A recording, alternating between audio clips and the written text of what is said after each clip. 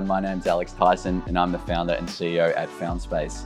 And in this video, we're going to be talking about the differences between traditional sauna and infrared sauna. It's like one for the ages, the old, oh, that infrared doesn't get as hot as my traditional sauna. And then you got the infraredders over here going, oh yeah, but you don't detox as much in that traditional sauna. It's like Victoria versus New South Wales all over again. So let's get into it. What are the differences between traditional and infrared? Traditional sauna, you put the water on the rocks, or sometimes there's no water on the rocks, and the hot rocks just heat the air, and then the air heats you.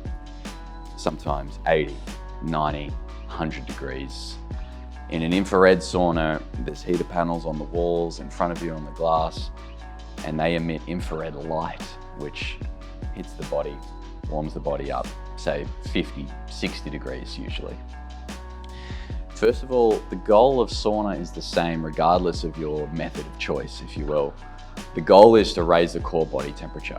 We want to raise the core body temperature by 0.8 to 1.2 degrees. When we're in that window, we've achieved a state of hormesis, and that's where the beautiful cascade of physiological and neurological health benefits come.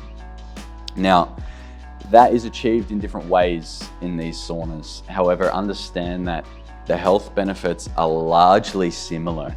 If you did a Venn diagram and there's traditional here and then there's infrared here, the crossover is like 80%, right? You're getting cardiovascular benefits, you're getting endocrine system benefits, you're getting nervous system downregulation benefits, regardless of which sauna you're using, right? Now, there are some slight little nuances. Infrared sauna has the ability to penetrate more deeply down to the subcutaneous layer of the skin, pull toxins out via sweat. This we know. Infrared sauna is also easier to install, it's easier to maintain, it's typically cheaper because you don't have to build them into your home. You can take it with you when you move house. There's lots of benefits on a practical level as well with infrared. Infrared also has the ability to be adjusted in temperature. You can do an infrared session at 47 degrees, break a nice sweat, come out, hop in bed, beautiful sleep, away you go. Because that it's hitting your body directly, it's much more efficient at transferring heat into the body, so temperature can be much lower. What I will say is, just to dispel a quick myth, infrared sauna doesn't heat you from the inside out. It feels like it's doing that, but you're just being heated more deeply than you're used to, but you're not actually being heated from the inside out. Now let's look at traditional sauna. Traditional sauna is typically much hotter, 80 or 90 degrees plus, and that's because it needs to be hot to be able to transfer that heat onto the body. It's not as efficient as the infrared is, and so it has to be hot to be able to transfer that heat. Now, what traditional sauna has going for it is there are a lot more studies around traditional sauna. Now let's think about that for a minute. Why is that? Because if you want to do the biggest study ever on sauna, you need a big pool of people using sauna. And there's really only a couple places in the world you can go. And so the big kid study, which was completed a few years ago, was done in Finland because there's more saunas in Finland than there are homes. And so it just so happens that most of them are traditional saunas. And so a lot of those studies coming out of Finland are on traditional sauna, and typically they're done at temperatures of 70 to 74 degrees. Now, the temperature isn't the important thing here, it's the core body temperature.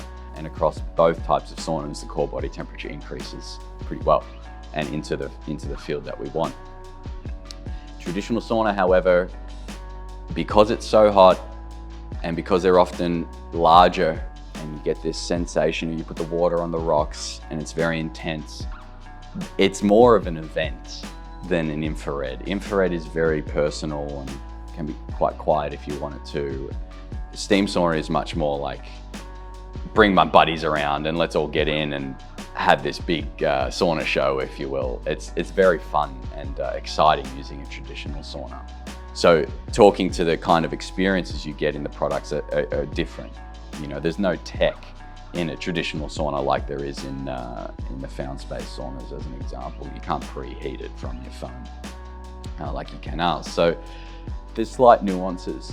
The thing here is If you want to get the typical kind of general health benefits that we associate with sauna, like reduction in all-cause mortality, reduction in the likelihood of dying from cardiovascular disease, building new neurons in the brain, helping prevent Alzheimer's and dementia, you're going to get that in either of the saunas.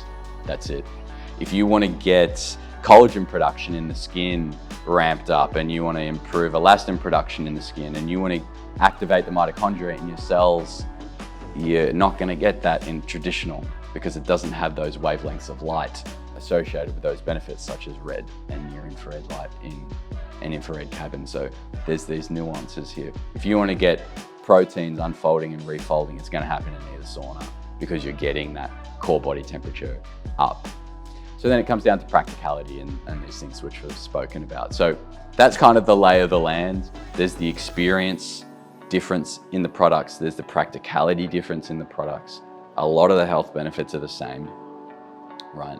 And then there's different designs and things depending on what you're looking at. So that's kind of the lay of the land, and understanding the differences between traditional and infrared sauna in your home. Thanks for listening.